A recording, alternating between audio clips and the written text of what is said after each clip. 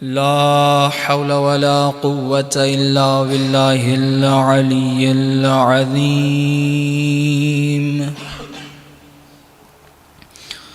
حسبنا الله ونعم الوكيل، نعم المولى ونعم النصير.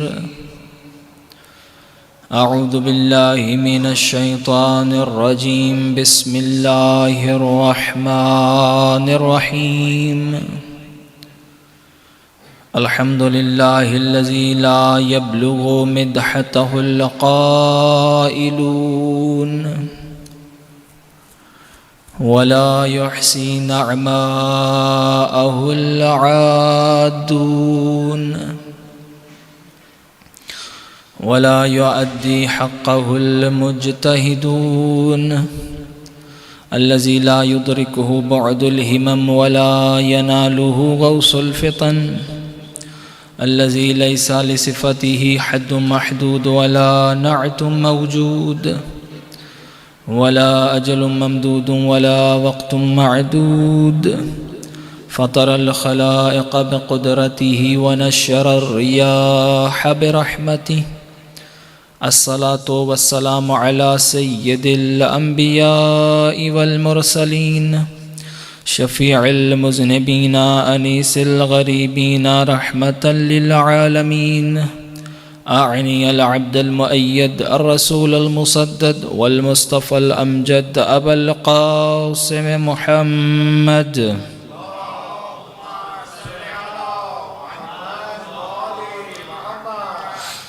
ثم الصلاة والسلام والتحية والإكرام على أولاده الطيبين الطاهرين المعصومين المظلومين، واللعنة الدائمة على أعدائهم أجمعين.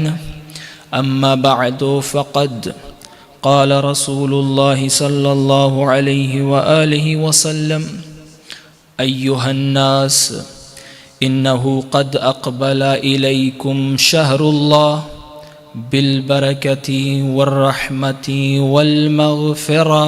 صلوات بر محمد وآل محمد.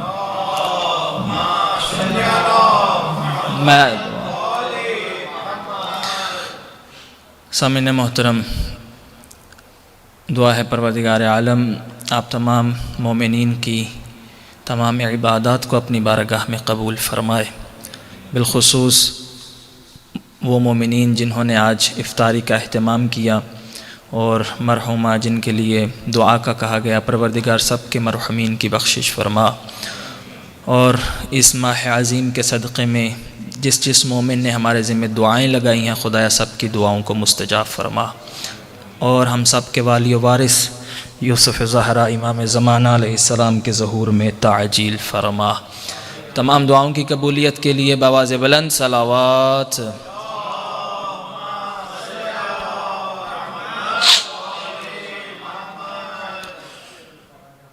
مومنین کرام، چونکہ کل ہم نے رسول خدا صلی اللہ علیہ وآلہ وسلم کے خطبہ سے آغاز کیا تھا کہ جس میں آپ نے ماہ شعبان کے آخر میں ایک خطبہ ارشاد فرمایا، جس میں ماہ مبارک رمضان کے فضائل اور اہمیت کو بتایا کہ ماہ رمضان مبارک یعنی کیا، کہ جس میں رسول اللہ نے فرمایا: ایھا الناس، اے لوگو، انہ قد اقبل الیکم شہر اللہ، کہ تمہاری طرف خدا کا مہینہ آ رہا ہے، اور کیسے آ رہا ہے؟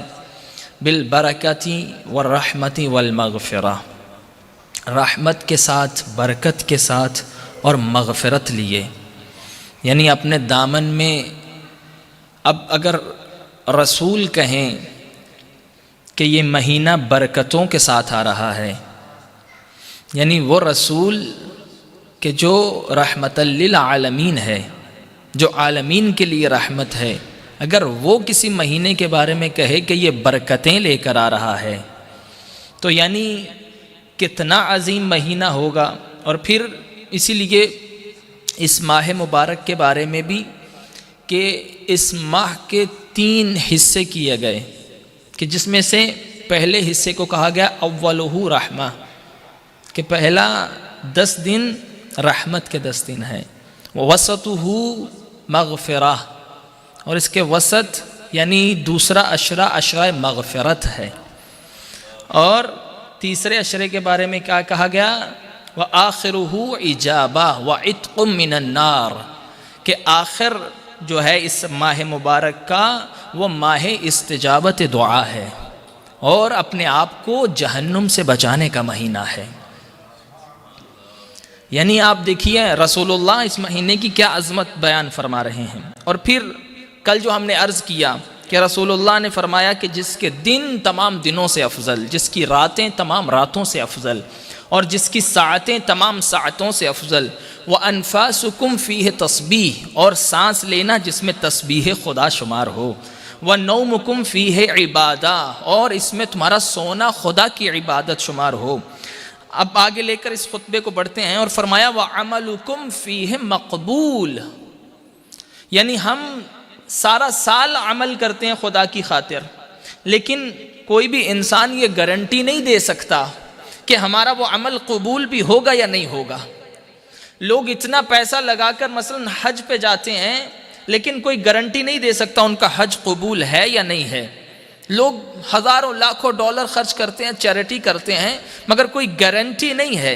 لیکن کتنا عظیم مہینہ ہے کہ وہ رسول جس کی صداقت کی گواہیاں قرآن دے، وہ کہے جو عمل کرو گے اس میں مقبول ہوگا۔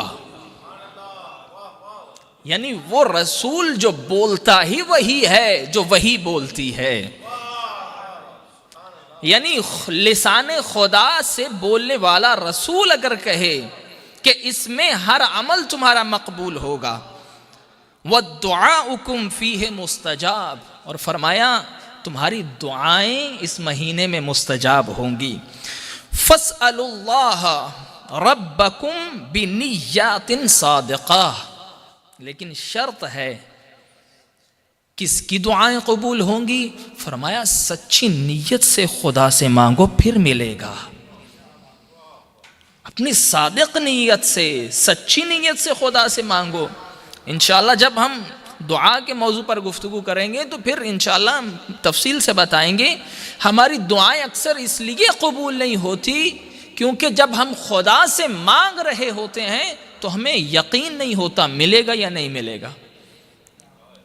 اسی لیے امام فرماتے ہیں کہ خدا انسان کو اس کے گمان کے مطابق عطا کرتا ہے۔ کیا مطلب؟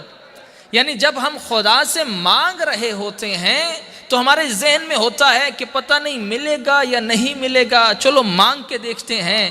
فرمایا جتنا تمہیں خدا پہ یقین ہوتا ہے خدا اتنا ہی تمہیں عطا کرتا ہے۔ اس لیے رسول اللہ نے فرمایا دعاؤکم فیہ مستجاب، کہ اس مہینے میں تمہاری دعائیں مستجاب ضرور ہوں گی، لیکن شرط کیا ہے؟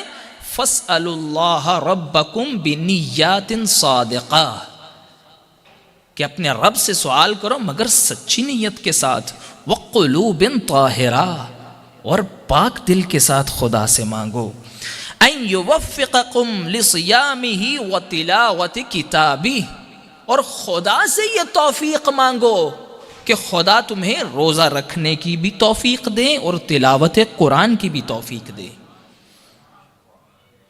اچھا سم ٹائمز جب ہم کچھ کرتے ہیں تو ہم سمجھتے ہیں کہ میں کر رہا ہوں، توجہ فرما رہے ہیں کہ ہم سمجھتے ہیں کہ میں کر رہا ہوں، لیکن رسول اللہ فرما رہے ہیں کہ نہیں، خدا سے مانگو کہ تمہیں توفیق دے تم کچھ کر سکو۔ یعنی جب تک خدا کی طرف سے کوئی توفیق تمہارے شامل حال نہیں ہوگی تم کچھ کرنے کے قابل نہیں ہو۔ پس اگر تم کچھ کر رہے ہو تو یہ خدا کی دی ہوئی توفیق ہے، اس نے تمہیں چنا ہے کہ تم کچھ کرو۔ اچھا یہاں پر دو مطالب ہیں جن کو الگ بیان کرنے کی ضرورت ہے، ایک ہے ماہ رمضان، ایک ہے روزہ۔ جیسے رسول اللہ نے فرمایا کہ خدا سے یہ مانگو کہ وہ تمہیں توفیق دے کہ تم رمضان میں روزے رکھ سکو۔ دو موضوع ہیں، ایک ماہ رمضان، ایک روزہ۔ ایسا نہیں ہے کہ ہر انسان جو ماہ رمضان کو درک کرتا ہے وہ روزہ بھی رکھ سکے. بہت دفعہ ہوتا ہے کہ انسان ماہ رمضان تو اس کے نصیب میں ہوتا ہے لیکن روزہ رکھنا نصیب نہیں ہوتا. کوئی ایسی بیماری آ جائے, کوئی ایسا اچانک انسان کو سفر کرنا پڑ جائے, کوئی انسان کی ایسی حالت ہو کہ روزہ نہ رکھ سکتا ہو. خواتین اگر حاملہ ہوں تو نہیں رکھ سکتی, خواتین مثال کے تو بچوں کو دودھ پلائیں تو نہیں. یعنی رسول اللہ فرما رہے ہیں کہ ماہ رمضان کو تو تم درک کر سکتے ہو لیکن اس میں روزے کی توفیق یہ خدا کی طرف سے ہے. یعنی یہ دو الگ موضوع ہیں. اچھا پھر اگر کوئی بندہ روزہ نہیں رکھ پا رہا ماہ رمضان میں تو کیا وہ ماہ رمضان سے استفادہ یا کوئی فائدہ حاصل نہیں کر سکتا کیا؟ اس لیے فرمایا دو الگ ہیں. روزہ رکھنا الگ ہے لیکن اگر کوئی ماہ رمضان کو درک کرے, مثلا روزہ نہ رکھ سکے, پھر بھی ماہ رمضان اس کے لیے عبادت اور اس کے لیے مغفرت و رحمت ہو سکتا ہے. یعنی یہ خود ماہ مبارک کی ایک عظمت ہے کہ اگر اس میں روزہ انسان کوئی مجبوری کے تحت نہ بھی رکھے پھر بھی اس کے لیے ماہ رمضان ماہ مغفرت ہے. تم کیا کر سکتے ہو؟ تم اس مہینے میں دعا کرو, تم اس مہینے میں استغفار کرو. اور فرمایا کہ وہ شخص جو اس مہینے میں کسی ایک شخص کو افطار کرواتا ہے, بالفرض کوئی روزہ نہیں رکھ سکتا, فرمایا تم کسی ایک شخص کو اگر افطار کرواتے ہو ایسے ہی ہے جیسے تم نے خود روزہ رکھا ہو. توجہ فرما رہے ہیں. اور پھر فرمایا کہ یہ مہینہ کیا ہے؟ کہا خدا سے توفیق مانگو کہ تم اس مہینے میں تلاوت قرآن کرو. یہ بڑا ضروری ہے عزیزان محترم. کیوں؟ کیونکہ خدا نے اس مہینے کو قرآن کا مہینہ بنایا ہے, اور جس میں کیا خوبصورت حدیث ہے کہ یعنی خدا نے کیسا ایک سمجھے کہ خدا نے آپ کو پیکج دے دیا ہے اور وہ بھی فری میں کہ تم ایک آیت قرآن کی تلاوت کرو گے. مثال کے طور پر ضروری نہیں ہے کہ آپ سورہ بقرہ کی 8 لائنوں والی ایک تلاوت جو ہے وہ ایک آیت کی تلاوت کریں. آپ اگر مثال کے طور پر صرف اتنا کہیں بسم اللہ الرحمن الرحیم, یعنی رسول اللہ فرماتے تم نے ایک آیت تلاوت کی اس مہینے میں گویا تم نے پورا قرآن ختم کر دیا. ایک آیت قرآن کی گویا تم نے ختم قرآن کر دیا. اور اس مہینے کی فضیلت کیا ہے؟ فرمایا فضلہ, رسول کی حدیث ہے, فرمایا فضلہ علی سائر الشہور کفضل اہل بیت علی سائر الناس.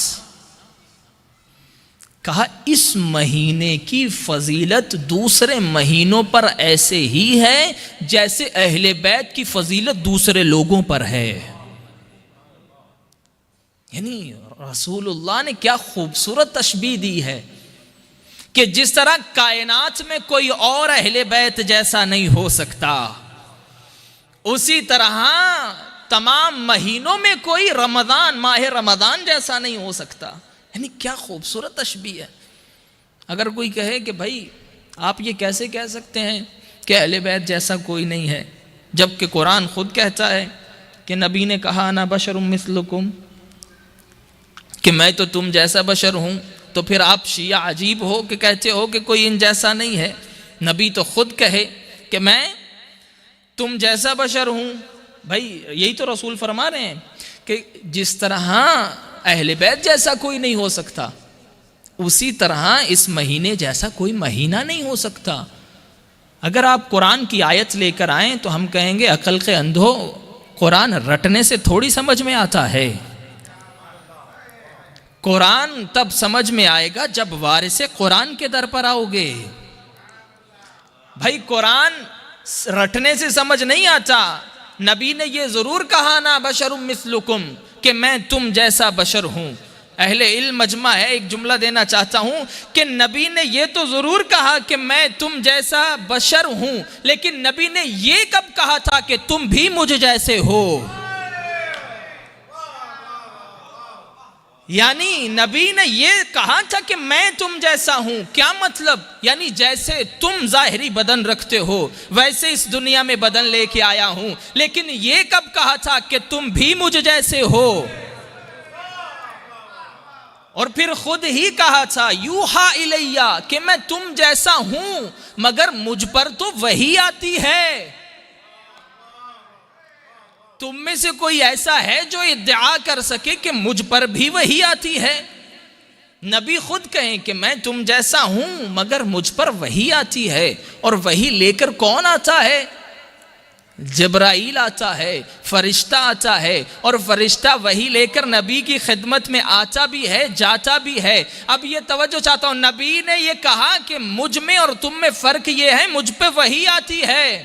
یعنی مجھ پر صبح و شام فرشتوں کا نزول ہوتا ہے. اور تمہاری اوقات یہ ہے کہ اگر زندگی میں ایک بار فرشتے کو دیکھ لو تو پلٹ کے بتا نہیں سکتے فرشتہ آیا تھا. تو پلٹ کے بتانے کے لائق نہیں رہتے کہ کوئی آیا تھا، کیونکہ جب وہ آتا ہے تو لے کر جاتا ہے. لیکن یہ میرے نبی کا مقام ہے کہ جب وہ آئے تب تک گھر میں داخل نہیں ہو سکتا جب تک اجازت نہ مل جائے. بس نبی بتائیں کہ یہ مہینہ ویسے ہی افضل جیسے اہل بیت تمام مخلوق پر افضل. اگر نبی نے یہ کہا کہ میں تم جیسا بشر ہوں تو وہ تیرے میرے جیسے جاہل انسان کے لیے نہیں کہا تھا. نبی نے اگر دیکھنا ہے کس کے لیے کہا تو پھر جاؤ ذرا زیر قصہ دیکھو کہ جہاں نبی نے 5 کو جمع کر کے کہا پروردگارا انا ہؤلاء اہل بیتی وخاصتی لحمہم لحمی ودمہم دمی یؤلمنی ما یؤلمہم ویحزننی ما یحزنہم انا حرب لمن حاربہم پروردگارا انہم منی وانا منہم.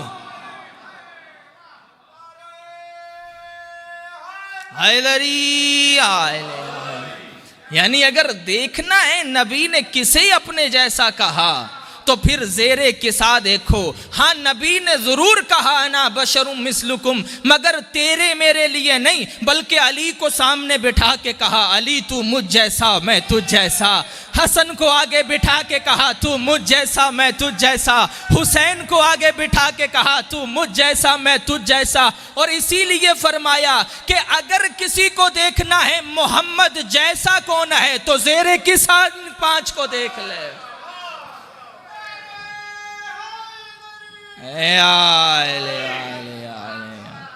اگر کسی کو دیکھنا ہے کہ کون ہے نبی جیسا تو پھر زیر قصہ ان 5 کو دیکھے.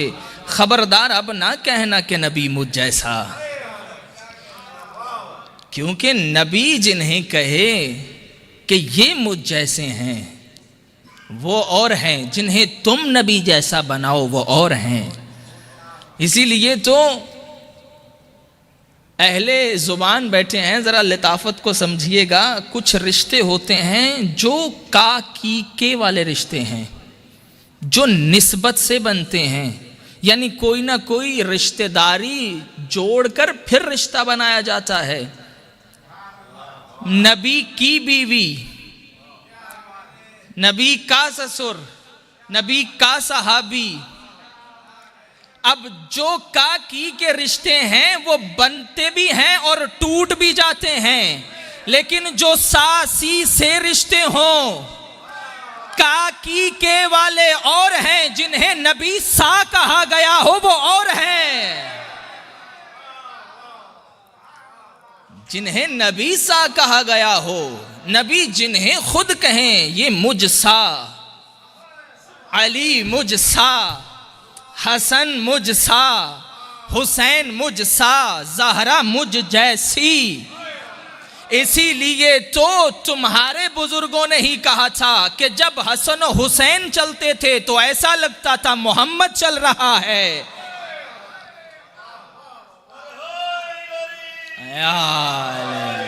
توجہ فرما رہے ہیں کہ پس جس طرح اہل بیت کو فضیلت سائر الناس پہ، اسی طرح اس ماہ مبارک کو فضیلت سائر الناس پہ.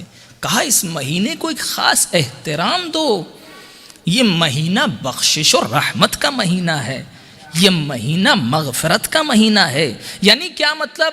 اگر کوئی شخص بیمار بھی ہے، روزہ نہیں بھی رکھ سکتا، پھر بھی اس مہینے میں اتنی استطاعت ہے کہ اسے بخشوا سکے۔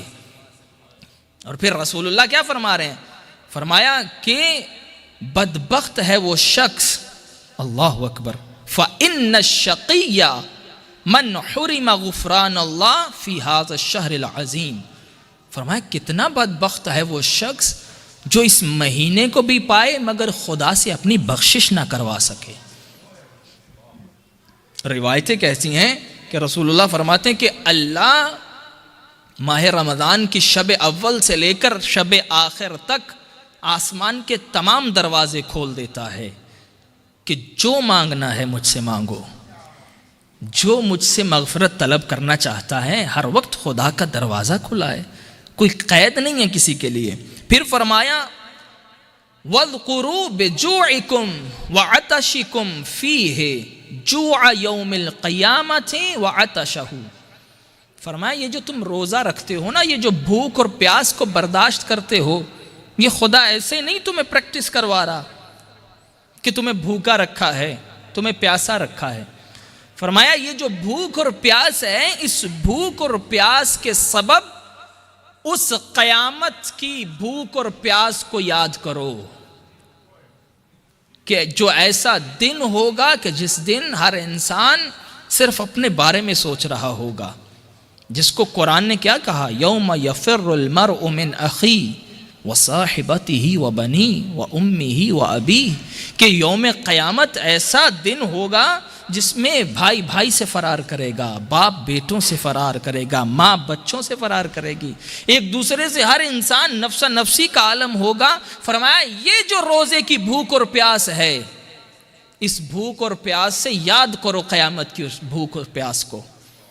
جب تم اس کو احساس کرو گے، محسوس کرو گے، تو پھر تمہیں زمانے میں جتنے فقراء ہیں ان کی بھوک اور پیاس کا احساس ہوگا۔ یہ فرمایا وَتَصَدَّقُوا عَلَىٰ فُقَرَائِكُمْ وَمَسَاكِينِكُمْ۔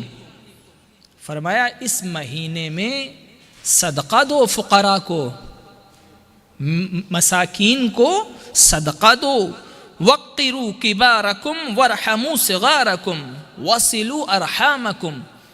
فرمایا یہ وہ مہینہ ہے کہ جس میں اپنے بزرگوں کا احترام کرو، جس میں اپنے بچوں سے پیار کرو، وَصِلُوا أَرْحَامَكُمْ، اور فرمایا اس مہینے میں اپنے رشتہ داروں سے صلہ رحمی کرو، اپنے رشتہ داروں کے پاس جاؤ۔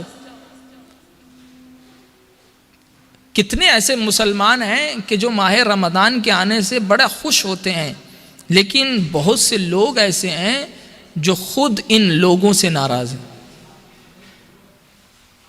ہم خدا کے مہینے کا استقبال خود تو کر رہے ہیں، لیکن کیا وہ لوگ جو ہمارے منتظر ہیں، جن کے ہم نے حق ضائع کیا ہے، کیا ہم کبھی ان کے قریب جا کر ان سے معافی مانگی ہے، صلہ رحمی کی ہے؟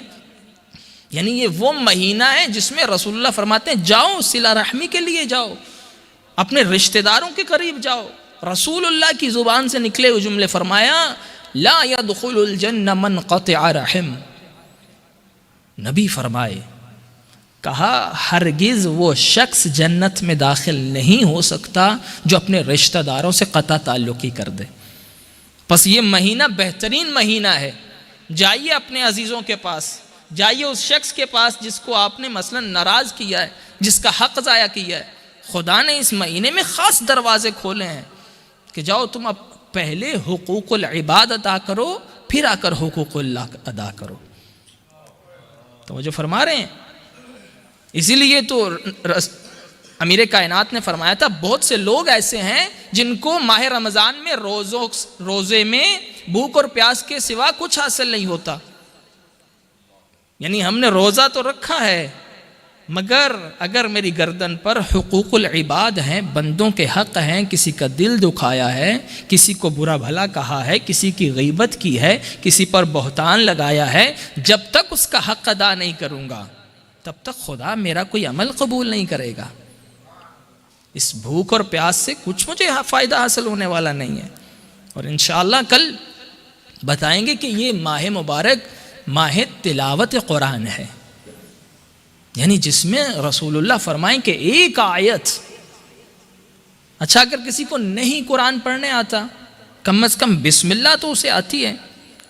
مثال کے طور پر اگر کوئی بندہ فقط ایک تسبیح بسم اللہ الرحمن الرحیم کی کرے، گویا اس نے 100 قرآن ختم کیا ہے. ایک آیت کے بدلے میں ایک ختم قرآن کا ثواب. اور جو 100 مرتبہ ایک تسبیح بسم اللہ کی کرے، یعنی اس نے 100 مرتبہ قرآن ختم کیا ہے. یعنی خدا نے کتنا آپ کو ایک دسترخوان بچھا کے دے دیا ہے. اب بھی اگر کوئی اس دسترخوان پر بیٹھ کر بھی اگر کوئی خدا کے دسترخوان سے نہ استفادہ حاصل کرے، اس لیے نبی نے فرمایا کہ قرآن کی تلاوت کرو. فرمایا اپنے گھروں کو قبرستان نہ بناؤ، اپنے گھروں میں قرآن کی تلاوت کرو. اور جس گھر میں نبی نے فرمایا قرآن نہیں پڑھا جاتا، وہ گھر ایسے ہے جیسے جنگل ہو. اور اپنے گھروں کو قبرستان نہ بناؤ. اور ہم اگر قرآن نہ پڑھیں تو کون پڑھے گا؟ کہ جن کے امام نے نوک نیزہ پہ قرآن کی تلاوت کر کے دکھائی. یعنی کتنی محبت ہے ان کو قرآن سے کہ جن کے امام نوک نیزہ پہ قرآن پڑھ کے سنائیں. یعنی حسین کا سر تو کٹ سکتا ہے مگر قرآن کی آواز بند نہیں ہو سکتی. کتنی محبت ہے اہل بیت کو قرآن سے. روایتیں کہتی ہیں کہ اللہ کو جناب سیدہ کی تلاوت کی آواز بہت پسند تھی. قرآن کی تلاوت. علی جیسا امام جن کے بارے میں یہ مشہور ہے کہ علی مولا ایک پاؤں رقاب میں رکھتے تھے، دوسرا رکھنے سے پہلے قرآن کی تلاوت قرآن ختم کر لیتے تھے. یعنی کتنی محبت ہے قرآن سے. اور کیوں نہ ہو کہ نبی نے خود فرمایا کہ قرآن اور اہل بیت ساتھ ساتھ ہیں. یعنی قرآن کی تلاوت. اور روایتیں کہتی ہیں کہ یہ جو میرے مولا نے کہا تھا اے عباس ان سے جا کر کہو کہ ایک رات کی مہلت اور دیں، ایک رات ہم جنگ نہیں کریں گے، ہمیں ایک رات کی مہلت دیں. یہ حسین نے اس لیے نہیں ایک رات مانگی تھی کہ حسین ایک رات اور جینا چاہتا ہے، بلکہ راوی کہتا ہے کہ شب عاشور جب ہم حسین کے خیام کے گرد چکر لگاتے تھے تو حسین کے خیام سے قرآن کی ایسے آواز آ رہی تھی جیسے مکھیوں کے چھتے سے ان کے بن بنانے کی آواز آتی ہے. یعنی قرآن، اہل بیت کو قرآن سے کتنی محبت ہے کہ ایک رات کی مہلت مانگی، اس میں بھی تلاوت قرآن، اس میں بھی مناجات خدا، اس میں بھی حسین اپنے رب سے راز و نیاز کر رہا ہے. لیکن روایتیں کہتی ہیں اس سارے منظر میں، شب عاشور کے اس سارے منظر میں کہ جب امام علیہ السلام نے صحابیوں کو ان کے خیموں میں بھیج دیا، اپنے اہل و عیال کو ان خیموں میں بھیج دیا، اس سارے منظر میں ایک ایسا شخص، ایک ایسی ذات تھی جو بالکل حسین کے ساتھ ساتھ تھی. راوی کہتا ہے وہ حسین کی 4 سالہ یتیمہ تھی کہ جو ہر وقت بابا کے ساتھ ساتھ تھی. ارے حسین اگر قیام میں ہوتے تو سکینہ بابا کے چہرے کی زیارت کرتی تھی. حسین اگر رکوع میں جاتے تو سکینہ جھک کے بابا کے چہرے کی زیارت کرتی تھی. حسین اگر سجدے میں جاتے، سکینہ سجدے میں جا کے بابا کے چہرے کی زیارت کرتی تھی. اور شاید سکینہ جان گئی تھی ایک رات کا مہمان ہے میرا بابا. ارے یہ قاری قرآن پھر ایسے نظر نہیں آئے گا. ہاں بابا کا سر تو نظر آئے گا مگر ایسے نہیں، نوک نیزہ پہ بلند ہوگا. ارے سر میں خاک کربلا ہوگی، ارے گردن سے خون بہ رہا ہوگا، ارے داڑھی میں اصغر کا خون ہوگا. اور یہی عالم میں حسین کا سر ارے کربلا سے کوفہ، کوفہ سے شام تلاوت کرتا ہوا.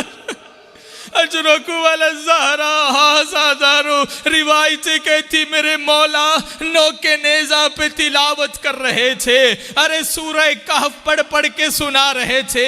ارے تم کیا سمجھتے ہو کہ اصحاب کہف کا معجزہ عجیب تھا، ان کا سو جانا عجیب تھا؟ ارے کوئی حسین کو دیکھے، ارے کٹا ہوا سر لے کے کس طرح بازاروں میں تلاوت کر رہا ہے، مگر آزاداران محترم ارے کتنا سخت ہوگا اور نوکے نیزہ سے اور زینب کو بے ردا دیکھنا، ارے سکینہ کو تماچے لگتے دیکھ۔ الا لعنت اللہ علی القوم وسيعلم الذين ظلموا أي منقلب ينقلب